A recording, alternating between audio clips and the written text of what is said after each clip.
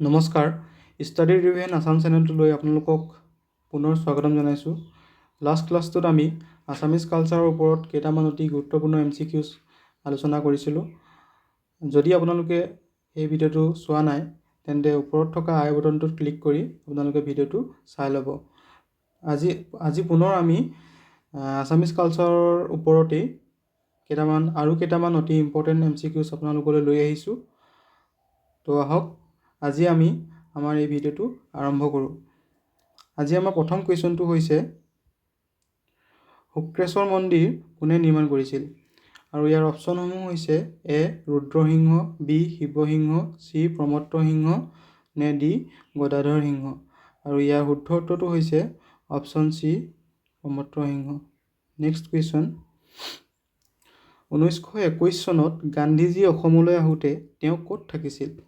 আৰু ইয়াৰ অপশ্যনসমূহ দিয়া আছে আৱৰ্ত ভৱন, বি তৰুণ ফুকনৰ বাসগৃহ, চি ফণী শৰ্মাৰ বাসগৃহ, নে ডি পকী।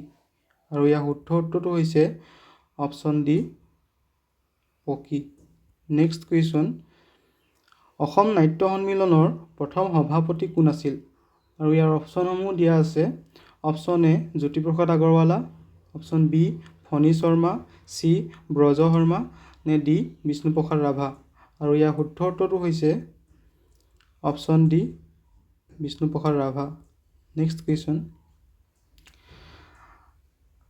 আজান পীৰৰ দৰগাহ অসমৰ ক'ত অৱস্থিত? অপশ্যনসমূহ হৈছে A Dhubri, B Hajo, C Haraguri Chapori Sivasagar, নে ডি পাণবজাৰ গুৱাহাটী। আৰু ইয়াৰ শুদ্ধ উত্তৰটো হৈছে option C Haraguri Chapori Sivasagar. Next question, Shri সূৰ্য পাহাৰ অসমৰ কোন জিলাত অৱস্থিত?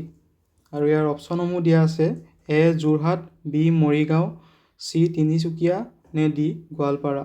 আৰু ইয়াৰ শুদ্ধ উত্তৰটো হৈছে আমাৰ অপশ্যন ডি গোৱালপাৰা জিলা। নেক্সট কুৱেশ্যন, বাণ থিয়েটাৰ কেতিয়া প্ৰতিষ্ঠা কৰা হৈছিল? আৰু ইয়াৰ অপশ্যনসমূহ হৈছে এ 1901, বি 1906 চনত, চি 1903, নে ডি 1907 চনত। আৰু ইয়াৰ শুদ্ধ উত্তৰটো হৈছে অপশ্যন বি 1906 চন। নেক্সট কুৱেশ্যন, অসমৰ সাংস্কৃতিক বিশ্ববিদ্যালয় ক'ত অৱস্থিত? অসমত এখন সাংস্কৃতিক বিশ্ববিদ্যালয় আছে, সেইখন ক'ত অৱস্থিত সুধিছে। ইয়াৰ অপশ্যনসমূহ হৈছে এ যোৰহাট, বি তেজপুৰ, চি নগাঁও, নে ডি মাজুলী। আৰু ইয়াৰ শুদ্ধ উত্তৰটো হৈছে option D Majuli. Next question, Assam সাহিত্য সভাৰ প্ৰতীকটো কোনে অংকন কৰিছিল? ইয়াৰ অপশ্যনসমূহ হৈছে এ জ্যোতিপ্ৰসাদ আগৰৱালা, বি বিষ্ণুপ্ৰসাদ ৰাভা, চি যুগল দাস, নে ডি মঘাই ওজা। আৰু ইয়াৰ শুদ্ধ উত্তৰটো হৈছে অপশ্যন চি যুগল দাস।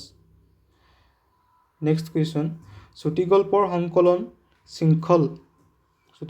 সংকলন শৃংখলৰ বাবে কোনে সাহিত্য একাডেমী বঁটা লাভ কৰিছিল? আৰু ইয়াৰ অপশ্যনসমূহ হৈছে A Lakshminath Bezbaroa, B Bhabendranath Saikia, C Rameshwar Pathak, নে ডি হৰেকৃষ্ণ ডেকা। আৰু ইয়াৰ শুদ্ধ উত্তৰটো হৈছে অপশ্যন বি ভৱেন্দ্ৰনাথ শইকীয়া।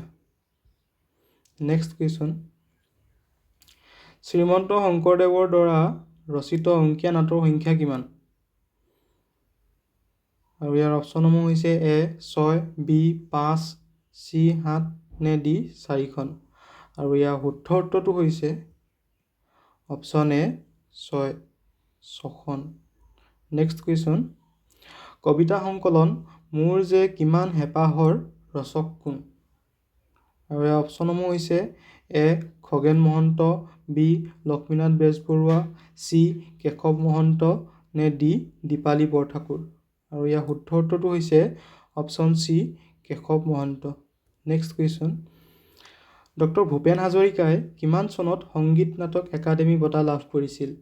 আৰু ইয়াৰ অপশ্যনসমূহ হৈছে 1986, বি 1988, চি 1990, নে ডি 1987। আৰু ইয়াৰ শুদ্ধ উত্তৰটো হৈছে অপশ্যন ডি 1987। 87 চনত ডক্টৰ ভূপেন হাজৰিকাই সংগীত নাটক একাডেমী বঁটা লাভ কৰিছিল। নেক্সট কুৱেশ্যনটো হৈছে নিম্নলিখিত কোনখন জিলাত জাতিংগা গাঁও অৱস্থিত? জাতিংগা গাঁও ক'ত অৱস্থিত? ইয়াৰ অপশ্যনসমূহ হৈছে এ ডিমা হাছাও, বি কাছাৰ, চি কৰিমগঞ্জ নে ডি কাৰ্বি আংলং। আৰু ইয়াৰ শুদ্ধ উত্তৰটো হৈছে, এইটো আমি সকলোৱে জানো, ইয়াৰ শুদ্ধ উত্তৰটো হৈছে option A Dima Hasao. Next কুৱেশ্যনটো হ'ল কোনজন আহোম ৰজাই দীৰ্ঘেশ্বৰী মন্দিৰ নিৰ্মাণ কৰিছিল? আৰু ইয়াৰ অপশ্যনসমূহ হৈছে এ ৰুদ্ৰসিংহ, বি প্ৰমত্ত সিংহ, চি ৰাজেশ্বৰ সিংহ নে ডি শিৱসিংহ। আৰু ইয়াৰ শুদ্ধ উত্তৰটো হৈছে অপশ্যন ডি শিৱসিংহ। নেক্সট কুৱেশ্যনটো হ'ল ডক্টৰ ভূপেন হাজৰিকাই কিমান চনত অসম ৰত্ন বঁটা লাভ কৰিছিল? আৰু ইয়াৰ অপশ্যনসমূহ দিয়া আছে এ 2009, বি 2010, চি 2011 নে ডি 2006 চনত। আৰু ইয়াৰ শুদ্ধ উত্তৰটো হৈছে অপশ্যন এ 2009। নেক্সট কুৱেশ্যনটো হ'ল মহাময়া থান অসমৰ কোন জিলাত অৱস্থিত? আৰু ইয়াৰ অপশ্যনসমূহ দিয়া আছে এ ধুবুৰী, বি গোৱালপাৰা, চি দৰং নে ডি যোৰহাট। আৰু ইয়াৰ শুদ্ধ উত্তৰটো হৈছে অপশ্যন এ ধুবুৰী জিলাত। নেক্সট কুৱেশ্যন কাক গীতিকবি নামেৰে জনা যায়? আমি গীতিকবি নামেৰে কাক সম্বোধন কৰোঁ? আৰু ইয়াৰ এটো হৈছে অম্বিকাগিৰি ৰায়চৌধুৰী, বি পাৰ্বতী প্ৰসাদ বৰুৱা, চি অৰুণ শৰ্মা নে ডি ওপৰৰ এটাও নহয়। আৰু ইয়াৰ শুদ্ধ উত্তৰটো হৈছে অপশ্যন বি পাৰ্বতী প্ৰসাদ বৰুৱা। নেক্সট কুৱেশ্যন দ্বিতীয়খন অসমীয়া ছবিৰ নাম কি? দ্বিতীয়খন অসমীয়া ছবিৰ নাম কি? আৰু ইয়াৰ অপশ্যনসমূহ হৈছে ইন্দ্ৰমালতী, বি মনুমতী, চি ৰূপহী নে ডি চিৰাজ। আৰু ইয়াৰ শুদ্ধ উত্তৰটো হৈছে অপশ্যন এ ইন্দ্ৰমালতী। নেক্সট কুৱেশ্যন নিম্নলিখিত কোনে বন্দিনী ভাৰত নাটৰ ৰচনা কৰিছিল? আৰু ইয়াৰ অপশ্যনসমূহ দিয়া আছে A Jyotiprasad Agarwala, B Birendranath Dutta, C Arun Sharma নে ডি অম্বিকাগিৰি ৰায়চৌধুৰী। আৰু ইয়াৰ শুদ্ধ উত্তৰটো হৈছে option D Ambikagiri Raichoudhury. Next question প্ৰথম অসমীয়া উপন্যাস ভানুমতীৰ লিখক কোন? আৰু ইয়াৰ অপশ্যনসমূহ দিয়া আছে এ লক্ষ্মীনাথ বেজবৰুৱা, বি পদ্মনাথ গোহাঞি বৰুৱা, চি জ্যোতিপ্ৰসাদ আগৰৱালা নে ডি অৰুণ শৰ্মা। আৰু ইয়াৰ শুদ্ধ উত্তৰটো হৈছে অপশ্যন বি পদ্মনাথ গোহাঞি বৰুৱা। তো যদি আপোনালোকে আজি ইমানেই আছিল, যদি আপোনালোকে আমাৰ এই ভিডিঅ'টো ভাল পালে, মানে যদি ইনফৰ্মেটিভ পালে, তেন্তে আমাৰ ভিডিঅ'টো আপোনালোকে লাইক, কমেণ্ট এণ্ড ছাবস্ক্ৰাইব কৰি দিব, যাতে আমি পুনৰ আপোনালোকৰ মাজলৈ এনেকুৱা ভিডিঅ' লৈ আহিবলৈ মানে অনুপ্ৰেৰণা পাওঁ, উৎসাহ পাওঁ। Thank U.